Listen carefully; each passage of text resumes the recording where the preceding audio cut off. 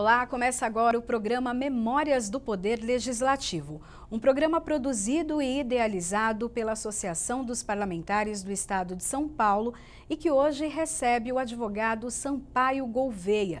Formado pela Faculdade de Direito da Universidade de São Paulo, ele foi conselheiro da Seccional de São Paulo da Ordem dos Advogados do Brasil e da Associação dos Advogados de São Paulo. Atualmente, é conselheiro do Instituto dos Advogados de São Paulo.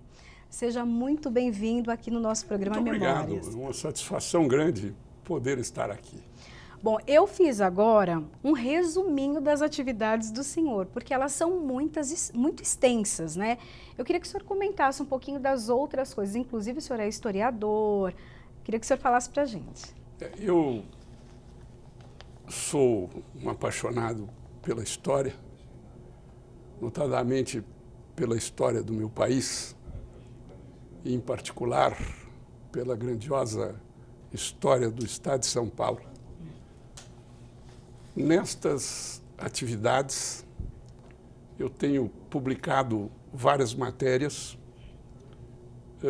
muitas das quais remontam às origens da nação brasileira, que constitui a minha grande paixão. Eu diria que o maior valor da minha vida é a brasilidade.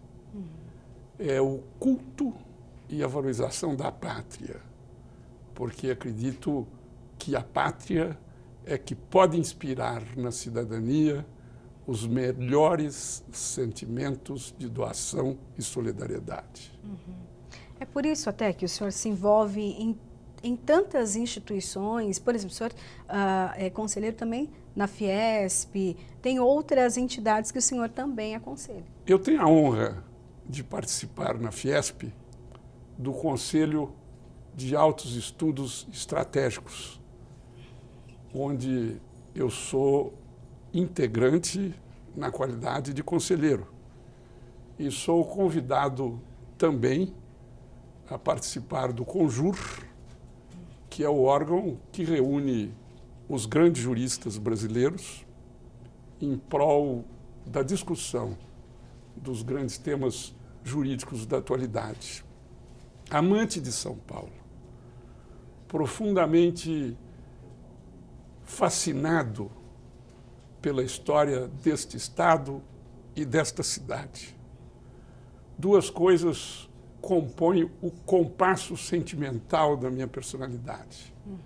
A Faculdade de Direito do Largo de São Francisco, a Santa Casa de Misericórdia de São Paulo, onde eu sou antigo mesário, o Conselho da Fundação Arnaldo Vieira de Carvalho, que é a entidade mantenedora da Faculdade de Medicina de São Paulo, e o glorioso Instituto Histórico Geográfico de São Paulo, que eu diria que seria a pérola do que pudesse ser alguma coroa que a gente pudesse imaginar poder ostentar.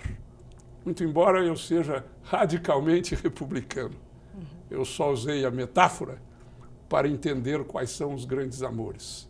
E nós, como seres humanos, nada mais lógico de que, num momento como este, onde estamos compartilhando a nossa vida com tantas pessoas, nada melhor nessa hora do que falar de amor.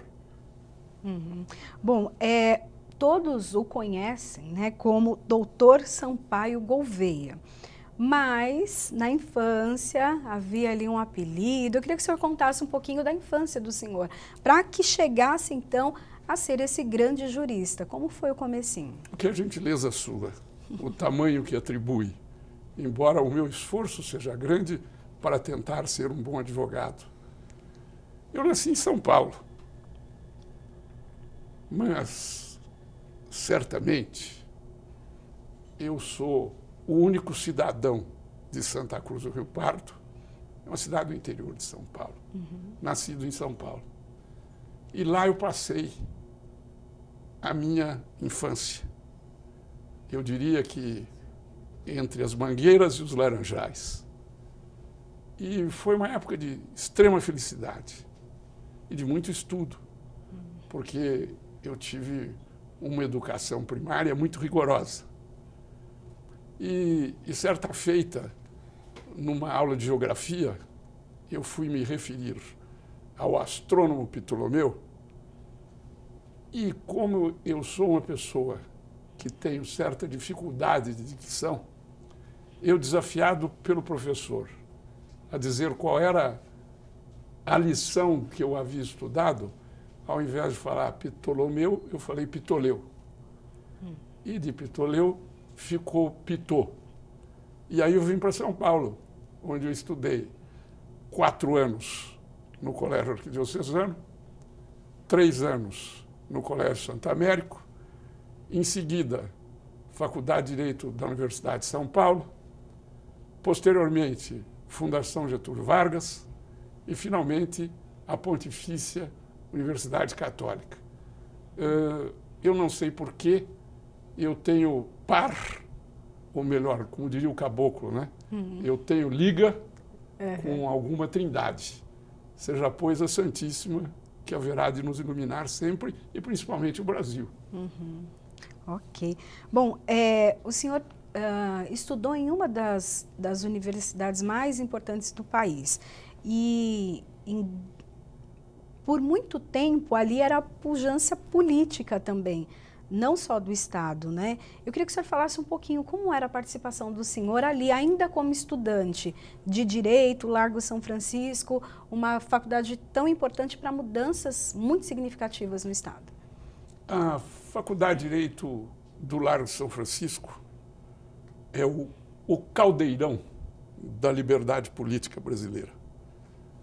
Dali é que veio tudo para o Brasil.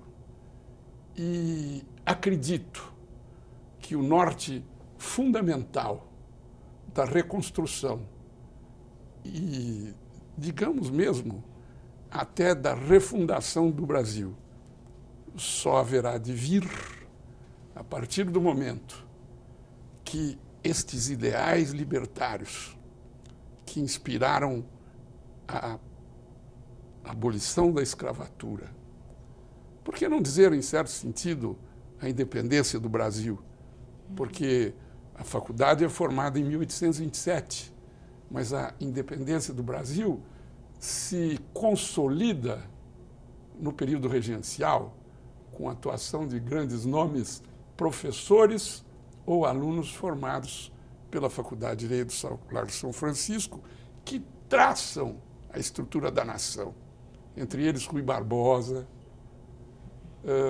Joaquim Nabuco, o presidente Campos Salles, o presidente Rodrigues Alves e tantos outros que são os artífices deste patrimônio nacional que nós temos obrigação de, neste momento em que a República passa por dias confusos, de buscar ali os guias e os nortes para a nossa reconstrução.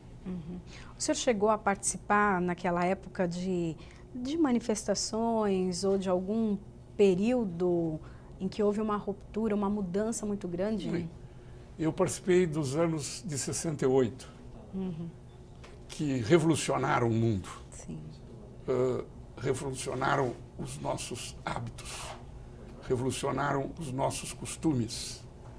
Eu sofri a asfixia do ato institucional número 5, que destruiu o pouco de democracia que ainda restava no Brasil com o dispositivo ditatorial de pretensa legalidade, que foi o ato institucional número 5, efetivamente editado e instituído em 13 de dezembro de 1968.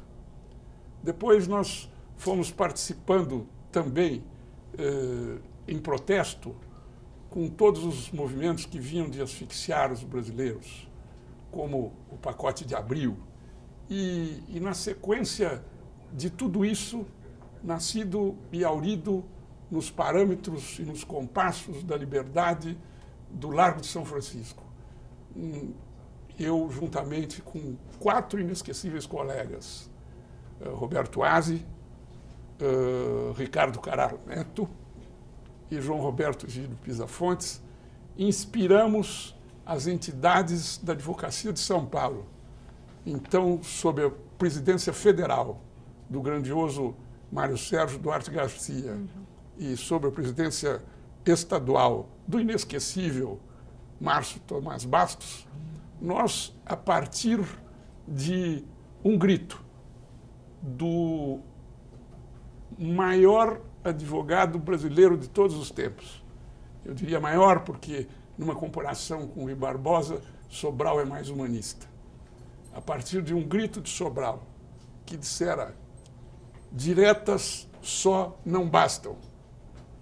Todo o conteúdo da plataforma que está nas ruas e que provém da inspiração das diretas só se concretiza em favor do povo brasileiro, se houver efetivamente uma Assembleia Nacional Constituinte. E nós somos tomados deste apelo. Imediatamente procuramos o presidente do Centro Acadêmico 11 de Agosto, Eugênio Butti.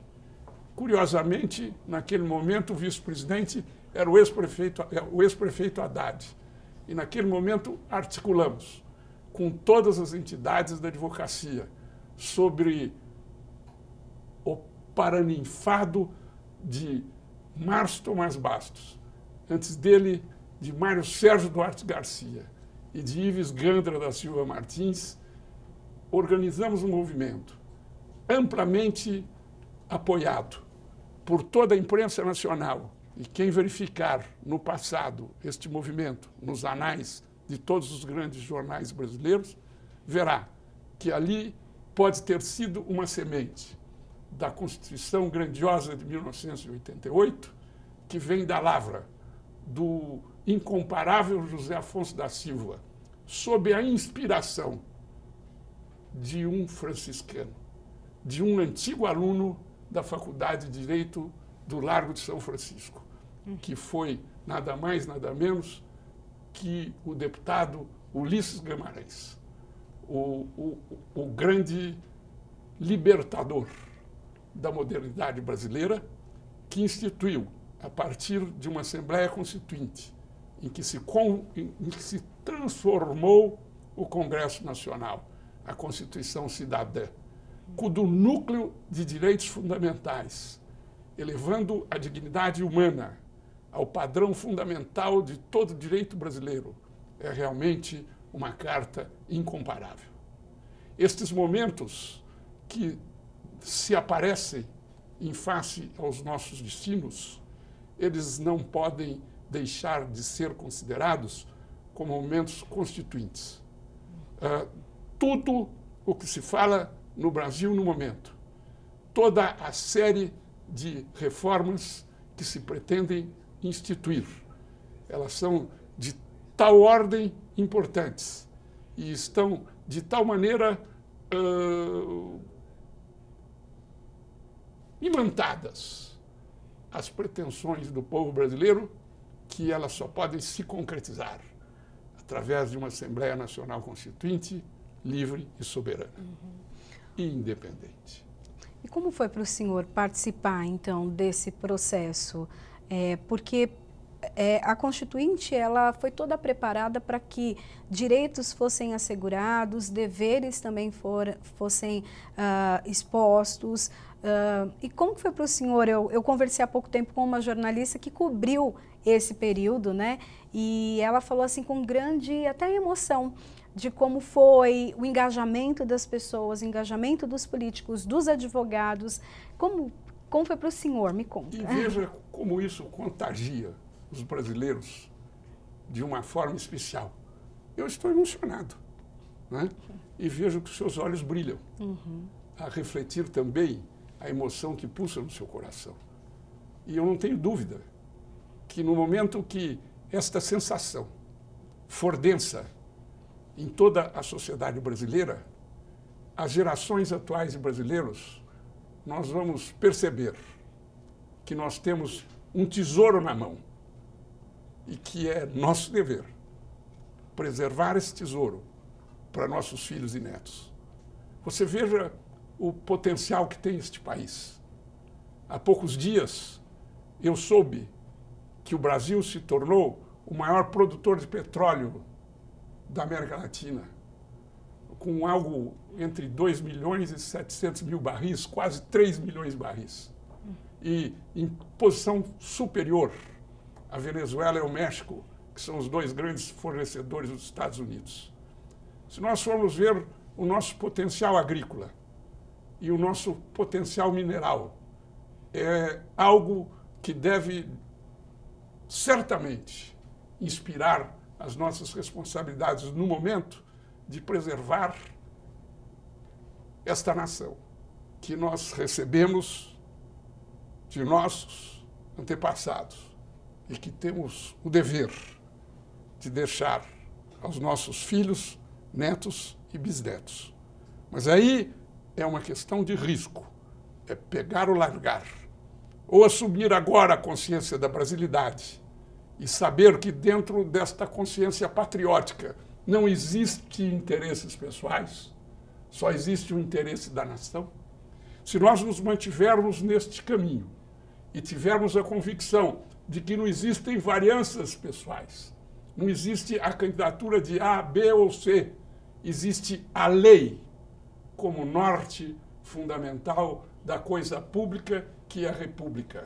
E esta lei impessoal, poder tem que ser impessoal. Poder não pode ter o meu nome, não pode ter o seu nome, não pode ter o nome de quem quer que seja. O poder é do povo. E o poder só será do povo se a lei existir. E a lei haverá de emanar de uma Assembleia Nacional Constituinte que reordene o direito brasileiro. Porque a Constituição de 1988, ela é maravilhosa. No entanto, o número de emendas que nela se fez transformou-a em algo como sendo uma no cravo e outra na ferradura. Você tem a disposição que permite e, paralelamente, você tem a disposição que não permite. E esta confusão que se instaurou na Constituição brasileira, hoje se espalha por todos os setores do direito brasileiro. Nós temos uma lei que dispõe sobre a forma das leis serem feitas. Repito, nós temos uma lei que dispõe sobre as formas das leis serem feitas. Quer que eu lhe diga, esta lei é a lei mais desobedecida e mais vilipendiada dos nossos dias. Nós pegamos um diploma legal que vem desse desrespeito e ele trata atabalhadamente de temas os mais díspares possíveis. Então, o que cumpre aos brasileiros é fazer um novo encontro, estatuir um novo consenso dentro das regras de uma nova Constituição que trace o denominador comum da cidadania impessoal. Quem é o autor principal da nossa história política no momento? Não sou eu, não é você, não é fulano, não é Beltrano. O ator principal da restauração e da regeneração do Brasil haverá de ser a República Federativa do Brasil. Uhum. E como é advogar, né, no meio político, né, nessa questão da política, com os políticos, pelos políticos, como o senhor vê essa questão? Não há governo sem política e não há política sem políticos. Nós passamos um momento onde o político quer dizer que não é político. Contudo, isto não parece ser uma coisa adequada, porque a coisa pública é para ser gerida por quem tenha experiência em administrá-la. Eu posso ser um excelente presidente de banco, mas dificilmente eu serei um bom político, porque aí existe aquela questão que popularmente se chama jogo de cintura. E a função principal do político é arbitrar os conflitos tendentemente à harmonia e à solidariedade. Não existe na política uma razão última que seja econômica, técnica ou excessivamente material. A política é como se fora uma agulha e uma linha, que passando entre os botões, cose a roupa que há de proteger o povo no momento das intempéries. E a intervenção ou tentativa de intervenção de um poder para o outro, de uma função para outra, quando a gente vê, no caso legislativo, judiciário, como o senhor vê isso? A Constituição de 1988, acredito que no inciso 11º de seu artigo 49, permite ao Poder Legislativo afirmar-se contrariamente aos poderes que interfiram nas suas prerrogativas. Existe uma judicialização da política. E esta judicialização se faz de maneira imprópria. Eu rendo homenagem aos ministros do Supremo Tribunal Federal. São pessoas que constituem certamente aquelas das que entre nós estamos todos bem intencionados em construir o país. Mas o Supremo está reescrevendo a Constituição brasileira. Isso ele não poderia fazer. Isto não compete ao Supremo. Isto compete à Constituinte, ao Constituinte derivado na Assembleia, ou Constituinte originário, na Assembleia Constitucional, na Assembleia Nacional Constituinte, ou ao Constituinte derivado. A intromissão do Poder Executivo no Poder Legislativo, através das medidas provisórias, usadas abusivamente, tira a pauta e tira o prumo da discussão política. Então, é muito importante que a gente tenha esta noção. Vemos também o Ministério Público, que na Constituição de 1988, felizmente, ganhou o apanágio de um grande defensor da cidadania e da coisa pública. Não obstante isso também seja uma obrigação da Ordem dos Advogados do Brasil, mas sem os poderes que o Ministério Público tem. Mas o Ministério Público precisa lembrar que ele não é um poder, não é?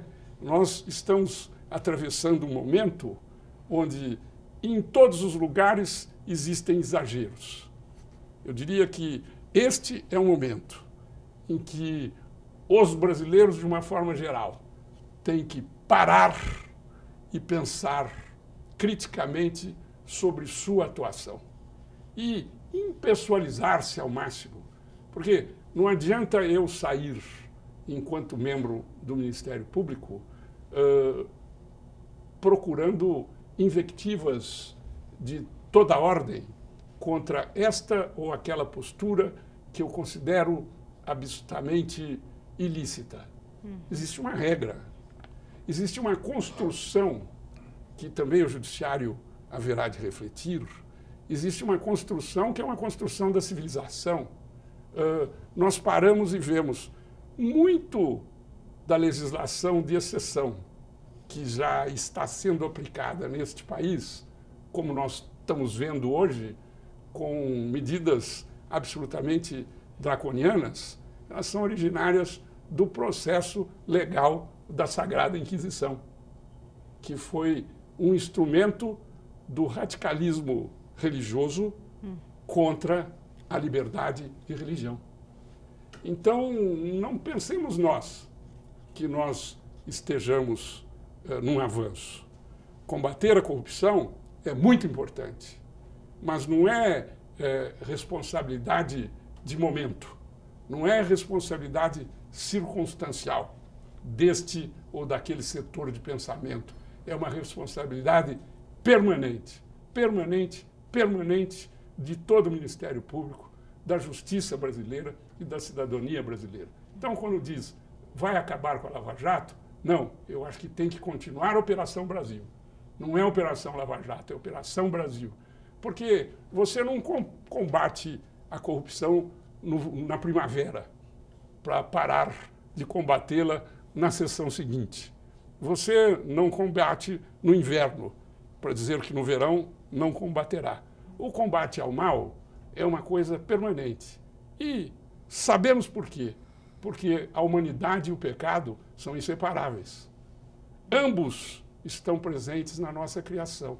Agora, depende da nossa inteligência, nesta dicotomia de bem e mal que constitui a humanidade, construir o bem em detrimento do mal.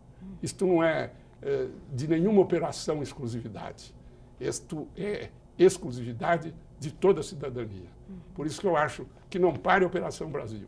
A Operação Brasil é o cotidiano das urnas. A Operação Brasil é o cotidiano do Ministério Público. A Operação Brasil é o dever de todos nós cidadãos.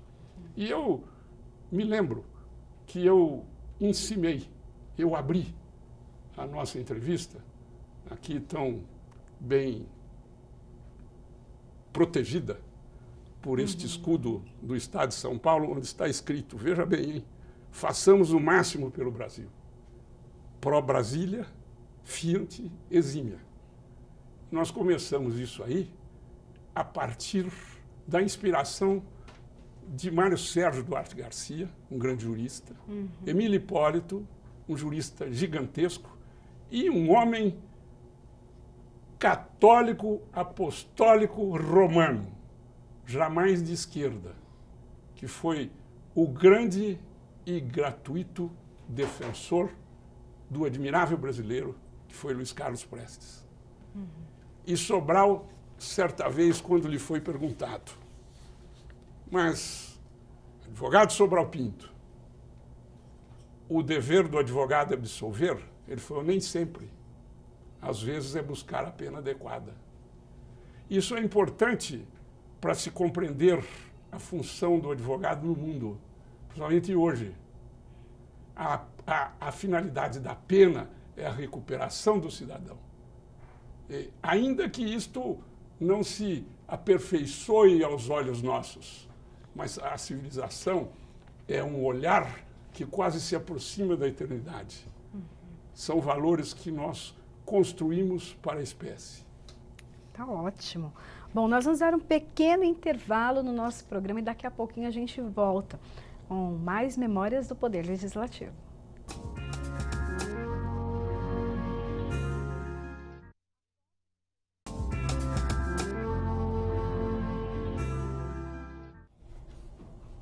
Estamos de volta com o programa Memórias do Poder Legislativo, um programa produzido e idealizado pela Associação dos Parlamentares do Estado de São Paulo. Hoje eu recebo o advogado Sampaio Gouveia. Bom, a gente tem uma foto aqui para mostrar no nosso telão e eu queria que o senhor falasse um pouquinho dessa foto, que é tão importante para o senhor e para a história. Eu acho que isso aí foi o começo da campanha pela Assembleia Nacional Constituinte, que constituiu a Constituição de 1988, que está em vigor. Eu estou ali jovem e cabeludo. Não é peruca, não. São fios de cabelos realmente originais. À minha esquerda, o grande advogado paulista, Emílio Hipólito, que é considerado um prócer do Instituto dos Advogados de São Paulo. Eu me apoio em Emílio Hipólito, à minha direita, e do lado do coração, eu me apoio em Sobral Pinto. E tenho as luzes condescendentes do que eu considero o príncipe da advocacia brasileira, que é o advogado Mário Sérgio Duarte Garcia. Eu acho que isto aí foi um jantar que houve na Rua Maranhão, onde havia um buffet. E a presença dos estudantes aí foi marcante. O burburinho que se fazia em prol da busca de um novo direito era muito grande. Tempos depois, Sobral lança o grito ao qual já me referi. Direta só não basta. Viva a Assembleia Nacional Constituinte. E um momento marcante deste evento, que também seria o quinto elemento desta foto, a presença dos estudantes das Arcadas, que constituem a inspiração de todos os grandes movimentos brasileiros. Quando o então recém-formado advogado Ricardo Carrara Neto declamou a Tomada de Assunção, que é um verso de Tobias Barreto, e que os revolucionários de 32 incorporaram ao cancioneiro acadêmico. Então ele diz assim: quando se sente bater no peito, heróica pancada, deixa-se a folha dobrada enquanto se vai morrer. Eu acho que a marca desta foto, a inspiração desta foto é esta, digamos assim, o vértice, o prumo em direção à Assembleia Nacional Constituinte, que continua sendo as grandes verdades carentes do povo brasileiro. O Brasil nasceu sob o signo da liberdade. Antes de 1964, nós tínhamos a luta pelas reformas de base, que eram 10 reformas, que não se concretizaram. Hoje essas aspirações estão densas e latentes em todos os brasileiros, sob a égide da liberdade, da democracia, da compreensão, da solidariedade e, sobretudo, da paz. E a paz, sabe quem faz a paz? A paz são os políticos que a fazem. E é muito importante a gente ter esta reflexão, porque o político não se faz num dia. O político se faz com muita curtição, com muito aprendizado e, sobretudo, com muita renúncia. E acredito que esta foto represente muitos desses valores. O senhor se emociona, né, para falar desse momento, é porque dessas pessoas. São momentos palpitantes da nossa vida, né? E o que seria de nós se não fosse emoção, né? Não podemos ser anódinos, né? Verdade. A poesia é a razão da vida. Você pega, por exemplo, o hino nacional brasileiro, é uma maravilha. Você pega o hino da Proclamação da República, feito por esse grande poeta que foi Dom Pedro I, é algo absolutamente sensibilizante, né? Ninguém constrói pátria sem emoção. Esse momento e até os seguintes foram momentos muito importantes, né? O senhor acha que hoje há necessidade de uma reforma do judiciário? Para a gente, né, mudar um pouquinho o assunto, mas é um reflexo, né, de tudo que já foi feito, construído, analisado, e hoje nós temos o judiciário. O senhor acha que precisa de uma reforma? O judiciário tem a missão importante de aplicar a lei a fatos concretos, fazendo justiça, né? É o judiciário que traça o norte do certo e do errado, né? Para que nós o compreendamos.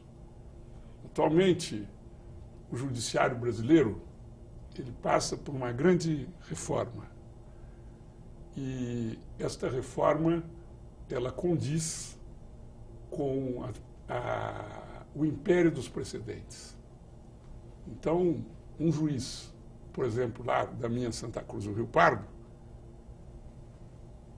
haverá de julgar coerente o entendimento da lei pelo Superior Tribunal de Justiça e pelo Supremo Tribunal Federal. O meu professor, José Afonso da Silva, tem um livro que para mim é quase que um livro de cabeceira do recurso extraordinário no processo civil brasileiro.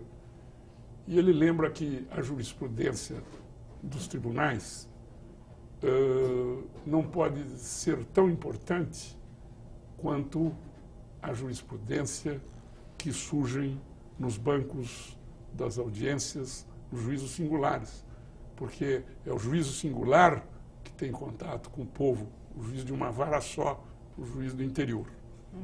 Mas não há dúvida que a adoção da teoria do império dos precedentes vai trazer muitas vantagens ao andamento da justiça no Brasil. O problema do Brasil, e isso é um mandamento constitucional, é que a justiça tem que ser célere e efetiva. Ela tem que aplicar o direito no tempo de vida dos jurisdicionados. Mas daí a isso ser um parâmetro concreto, nós estamos muito distantes disso. A única coisa que pode construir uma justiça presente, uma justiça universal, uma justiça consequente, é a participação de todos na fiscalização da justiça.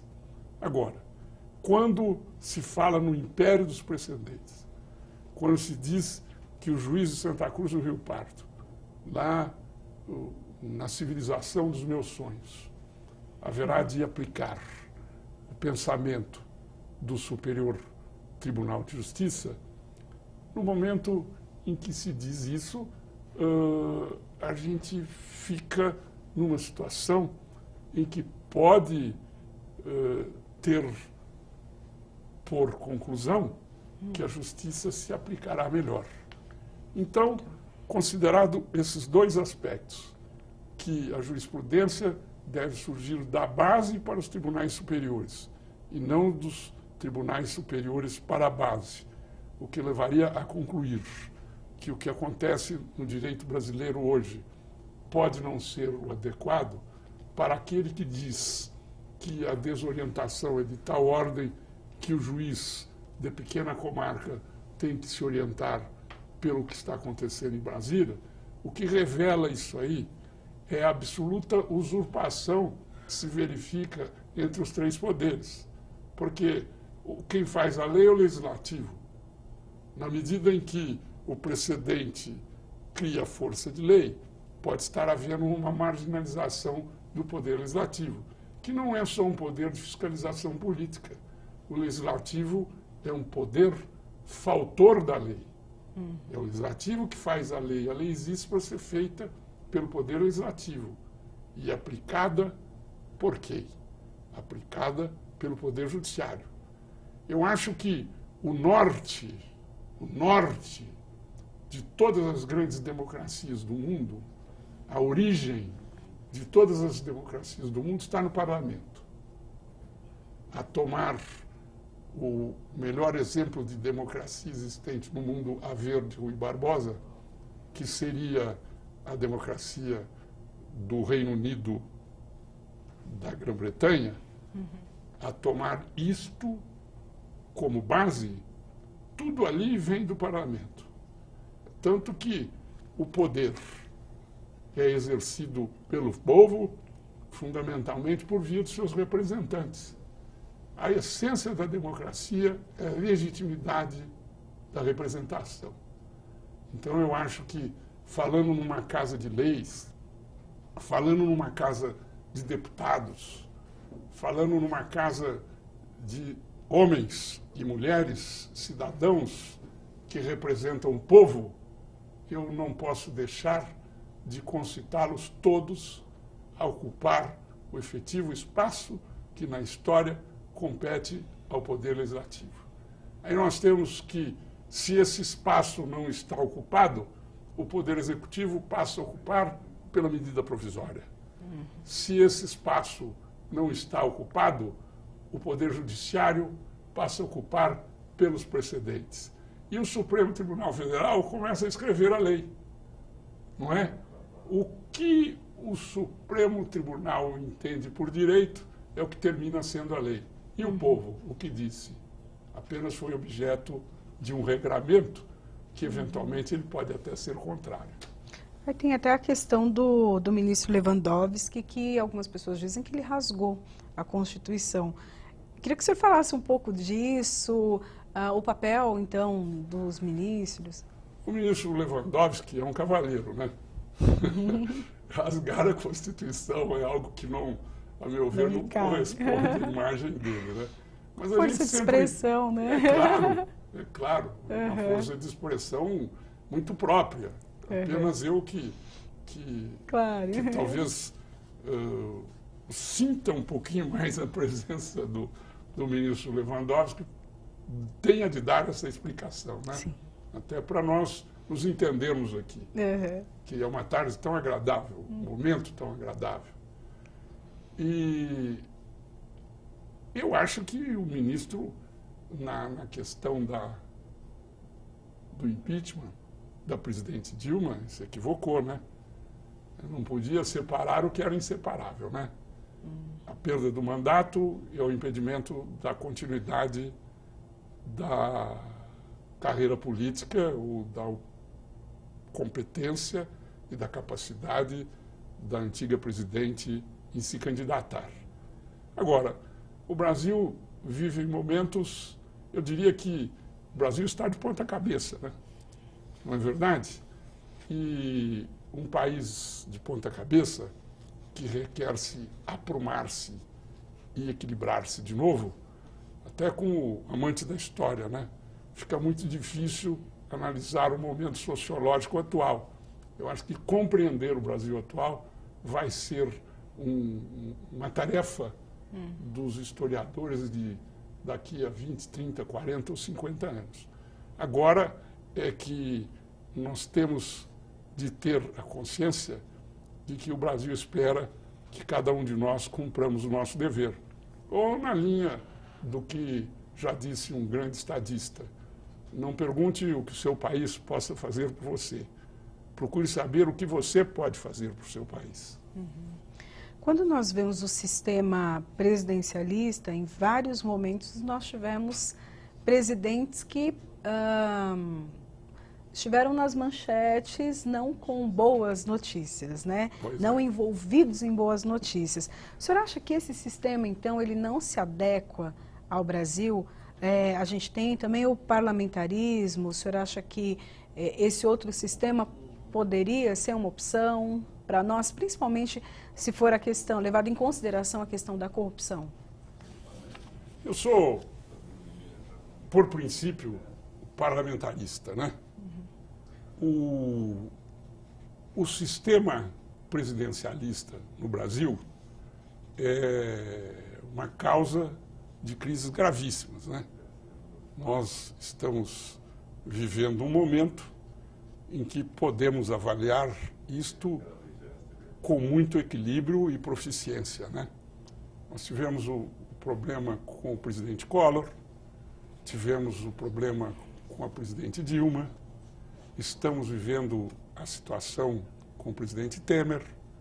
Se nós retroagirmos no passado, nós tivemos o presidente Jânio Quadros, tivemos o presidente Getúlio Vargas, todos estes eleitos por eleições diretas num regime presidencialista. Houve um estudioso que, por volta do final do século XIX, ou algo mais um pouco já adentrando o século XX, ele escreveu um livro cujo título é o seguinte: Sua Majestade, o Presidente do Brasil.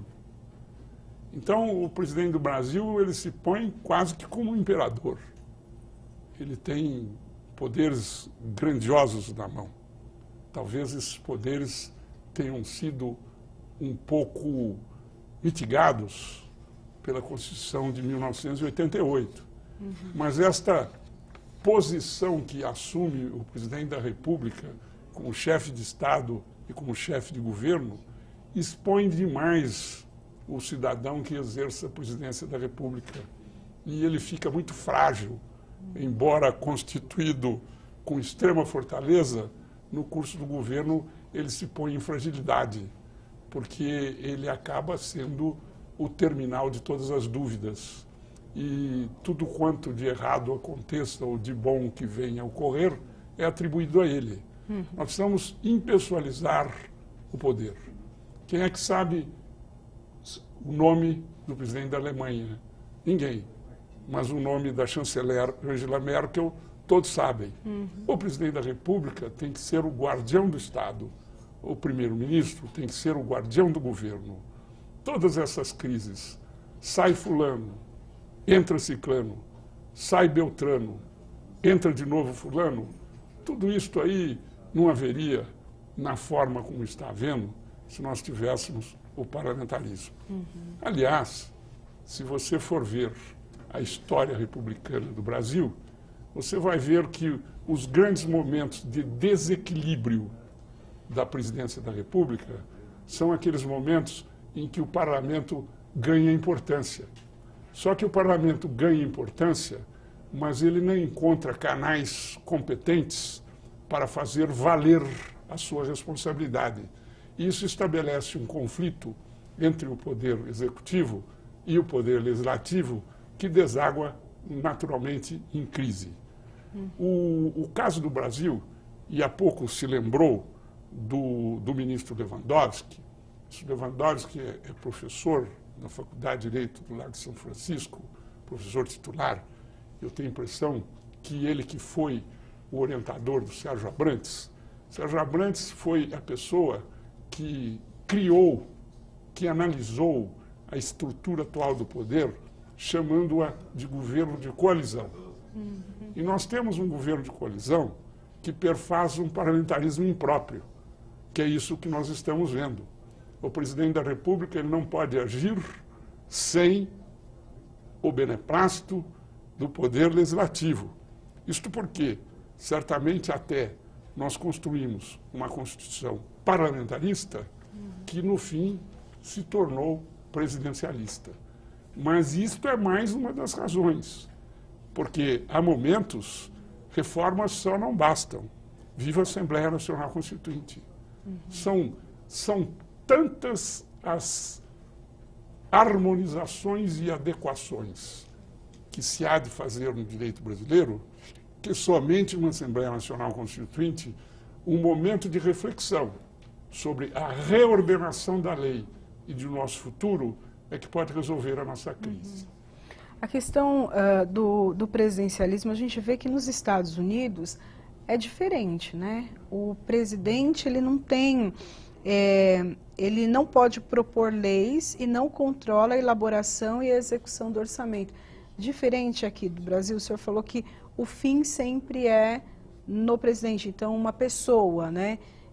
Há essa diferença, porque a gente vê que nos Estados Unidos é diferente, né? O país, ou é outra diferença e não essa? O que se diz é que o presidencialismo brasileiro, ele tem origem de inspiração no presidencialismo norte-americano. E isto pelo fato de que o grande defensor do presidencialismo no Brasil foi Rui Barbosa, que era um admirador da estrutura de poder dos Estados Unidos, mas que Rui terminou a sua vida parlamentarista. Há dois momentos do final da vida de Rui. Um momento em que se diz que ele era um social-democrata, coisa que ele não era no início. E outro momento em que diz que Rui era um parlamentarista. Eu gostaria que você repetisse a pergunta, porque ela é muito técnica e a gente tem a responsabilidade de, estando no vídeo, responder corretamente. É essa questão do presidencialismo, né? Essa diferença entre o presidencialismo no Brasil, que aparentemente não dá muito certo, e o presidencialismo norte-americano, que a gente tem a impressão de que dá certo, né? Então, assim, tem a questão da responsabilidade e do presidente, do papel do presidente, pessoa individual, o senhor acha que tem essa diferença? Olha, o direito é um fenômeno cultural. E, enquanto fenômeno cultural, ele emerge do povo. Existe um intercâmbio entre culturas, mas nós não podemos dizer jamais que... Perdão. Nós não podemos dizer jamais que culturas distintas possam criar instituições absolutamente iguais. Entendi. Uma coisa é os Estados Unidos da América, outra coisa é o Brasil. Mas a presidência nos Estados Unidos, existe uma gama de poderes que são detidos pelo presidente norte-americano, que são muito mais exclusivos do presidente do que no Brasil. O presidente dos Estados Unidos, existe uma série de atos onde ele pode governar por decretos. E depois do 11 de setembro, existe até os Patriotic Acts, que são atos que fogem um pouco do parâmetro que pode ser considerado comparativamente à democracia brasileira. Agora, acho que o presidente da República dos Estados Unidos, ele também, a presidência da República dos Estados Unidos foi estruturada, foi instituída como se fosse uma monarquia. Quando se fez a independência dos Estados Unidos, adotamos o regime monárquico ou não. Então, construiu-se uma legislação para o exercício da presidência da República que dotava o presidente da República de muitos poderes. No entanto, a gente vê que orçamentariamente ele está dependente, assim como no Brasil, não é? Agora, nós não podemos dizer que o Brasil seja reflexo dos Estados Unidos. É só você analisar o Brasil de 1930 para cá, que nós vamos ver que nós estamos construindo um presidencialismo jabuticaba. Não é? E este presidencialismo jabuticaba, enquanto a jabuticaba se confunde com coisa essencialmente brasileira, ele não está propiciando a absoluta harmonia e o equilíbrio entre os poderes. Haja vista quantos presidentes apeados por conta própria ou por força do parlamento nós já tivemos desde 1945. Bom, muita história para contar, né? O senhor tem muita coisa para dividir com a gente, as opiniões, foi um programa muito produtivo.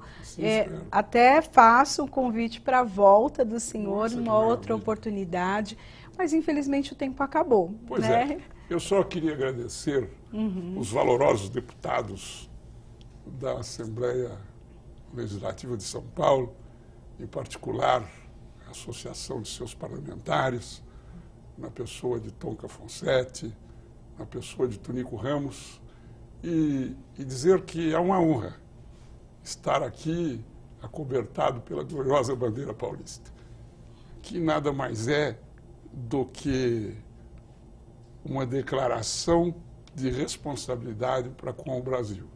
Pro Brasília, fiat exime. Façamos o melhor pelo Brasil. Muito obrigada pela participação do senhor.